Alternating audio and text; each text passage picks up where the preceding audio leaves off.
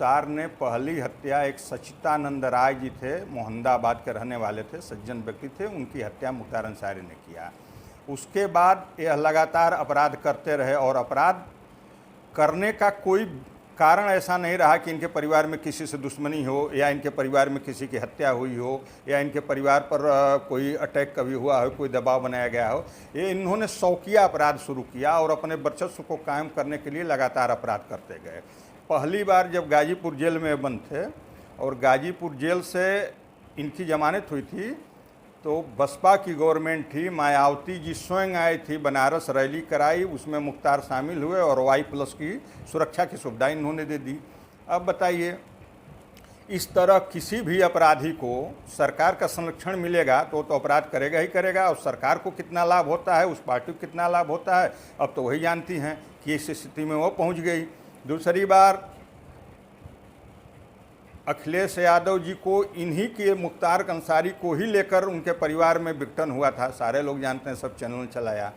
अखिलेश जी के खिलाफ इतना बुरा बोले अफजाल अंसारी, लखनऊ में उन्होंने प्रेस कॉन्फ्रेंस की और क्या क्या नहीं कहा उनको। मुख्यमंत्री रहते हुए उन्होंने उसको बर्दाश्त किया, इसके लिए अब उनका बड़ा दिल है, उन्होंने बर्दाश्त कर लिया। कोई बर्दाश्त करता नहीं इस तरह की बातें, जिस तरह की गलत बातें उनके बारे में बोली गई थी अफजाल अंसारी के द्वारा।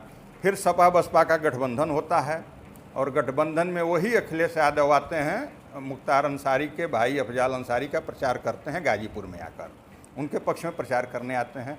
तो यह जो राजनीतिक लोगों में जो गिरावट आई है, विचारधारा से आई हो, लाभ के लिए आई हो, सत्ता लोभ में के लिए आई हो, तो यह जो गिरावट आई है यह बहुत चिंतनीय है। और ये हमेशा सपा बसपा कांग्रेस ये लोग ऐसा ही करते रह गए। और जब से पूज्य योगी जी की सरकार आई है, उत्तर प्रदेश में भारतीय जनता पार्टी की सरकार बनी है, आप देख रहे होंगे कि माफियाओं का क्या हाल है। केवल मुख्तार ही नहीं, जिस तरह के माफिया, जो सक्रिय अपराध में माफिया है, उन सारे लोगों की स्थिति आप लोगों की नज़र से छुपी नहीं है।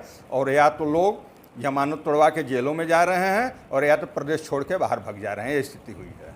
कितने आपराधिक मामले हैं मुख्तार पे और जो इनके ऊपर संगीन बिल्कुल हैं? और वो तो जब आप देखेंगे लिस्ट तो 40-42 से कम अपराध नहीं है और सब सारे संगीन जुर्मों के अपराध हैं। लगातार अपराध करते ही गए, सत्ता के वजह से बचते गए। कुछ लोग डर गए, गवाही नहीं किए, कुछ लोग टूट गए, कुछ लोगों को खरीद लिया गया, यही चलता रहा है। पहली बार तो खुल के इनके खिलाफ जो गवाही हुई है और कार्रवाई हो रही है, तो हम कहते हैं कि लोगों ने कहा कि भाई आप तो अपनी लड़ाई लड़ रहे हैं। हम सत्य है कि मैं अपनी लड़ाई लड़ रहा हूँ, सत्य की लड़ाई है। हमारे भाई की हत्या हुई, हमारे सहयोगी की हत्या हुई, तो उसके खिलाफ कानूनी लड़ाई जो है, अपराधी तो हूँ नहीं, मैं सामान्य व्यक्ति सामान्य परिवार से आता हूँ, लेकिन कानूनी लड़ाई मैं जब तक जिंदा रहूँगा लड़ूंगा, लड़ रहा हूँ, आगे भी लड़ूंगा। तो मैं अपनी लड़ाई लड़ रहा हूँ और लड़ाई लड़ने का नतीजा आप लोग देख रहे हैं कि कौन सी स्थिति में वो लोग पहुँचे हैं। तो इससे एक संदेश जाता है कि सामान्य आदमी भी चाहे कितना बड़ा अपराधी माफिया हो, उसके खिलाफ लड़ाई लड़ सकता है और लड़ना चाहिए। जीना मरना ऊपर वाले के हाथ में है। जितने दिन जिनको रखना चाहेंगे उतने दिन वो आदमी रहेगा। वो किसी व्यक्ति के हाथ में नहीं हो रहता तो कोई किसी को रहने नहीं देता। अगर हमारे हाथ में मृत्यु रहती कि नहीं, हम जब चाहें मर जाएंगे और हमारा राज हो जाएगा, तो ऐसे तमाम लोग हैं जो रहने नहीं देते लोगों को, ये ऊपर वाले के हाथ में है। लेकिन जो वास्तविक लड़ाई है, जो सत्य की लड़ाई है, या जो हमारे साथ अत्याचार अनाचार हुआ, हमारे या किसी के साथ हुआ है, तो यह लड़ना चाहिए। हम भी लड़ रहे हैं, दूसरे को भी लड़ना चाहिए। आपको कई भाई